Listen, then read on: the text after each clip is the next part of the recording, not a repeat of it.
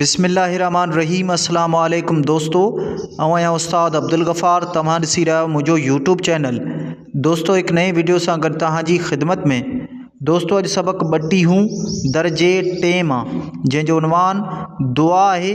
पहिरें हिन सबक जूं लफ़्ज़ माञाऊं पोइ सम्झाणियूं सवाल जवाब ऐं उन खां बाद में ॿियूं जेके एक्सरसाइज़ूं आहिनि उन्हनि खे हल कंदासीं। तव्हां दोस्तनि खे गुज़ारिश आहे जेकॾहिं चैनल ते नवां आहियो चैनल खे सब्सक्राइब, वीडियो खे लाइक शेयर ऐं पंहिंजे क़ीमती राय खां ज़रूरु आगाह कंदा। हलूं था सबक जे लफ़्ज़ माना सम्झाणनि ऐं सवाल जवाबनि जे तरफ़। जी दोस्तों हाणे लफ़्ज़नि जूं मानाऊं लिखंदासीं। लफ़्ज़ सम्झ माना अकुल या होश। लफ़्ज़ साञह माना सम्झ या ॼाण। लफ़्ज़ पाणा माना पाण खां। लफ़्ज़ तोड़ माना पछाड़ी। लफ़्ज़ खुदाया माना ए खुदा। लफ़्ज़ कीन माना कोन। पोइ लफ़्ज़ आहे दुआ माना इल्तिजा या अर्ज़। लफ़्ज़ घणी माना जझी।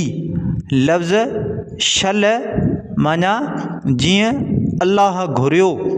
लफ़्ज़ हुनुर माना कारीगरी।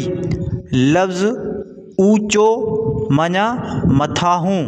जी दोस्तों हाणे बैतनि जूं सम्झाणियूं लिखंदासीं।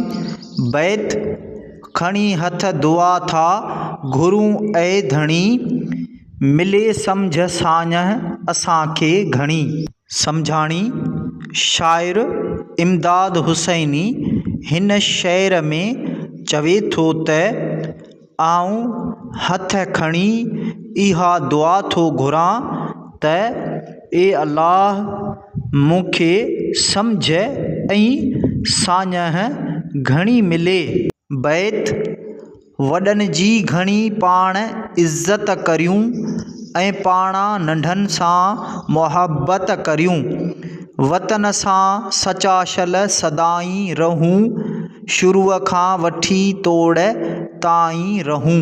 सम्झाणी शाइर हिन शेर में चवे थो त ए अल्लाह मूंखे साञह ॾे त आऊं पाण खां वॾनि जी इज़त करियां ऐं पाण खां नंढनि सां मुहबत करियां। वतन सां सदाईं सचो रहां ऐं शुरूअ खां पछाड़ीअ ताईं वतन सां वफ़ादार रहां। बैत पढ़ूं ऐं लिखूं ऐं हुनुर पिणु सिखूं। वतन जो अञा नाम ऊचो करियूं।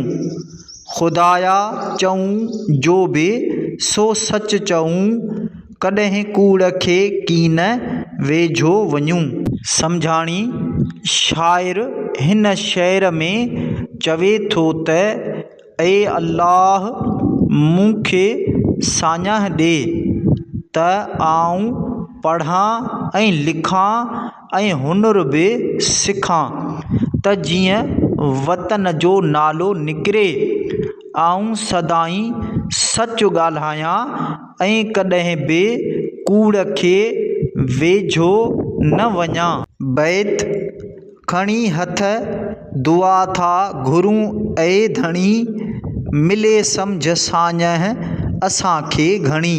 सम्झाणी शाइर हिन शेर में चवे थो त आऊं हथ खणी अल्लाह ताला खां इहा दुआ थो घुरां त ए मालिक मूंखे घणी सम्झ ऐं साञह ॾे।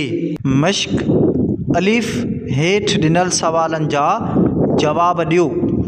नंबर पहिरियों सवाल तव्हांखे हिन बैत में कहिड़ो शेर वधीक वणे थो।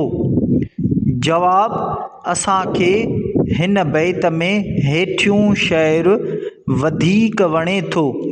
शेर आहे पढ़ूं ऐं लिखूं ऐं हुनुर पिणु सिखूं।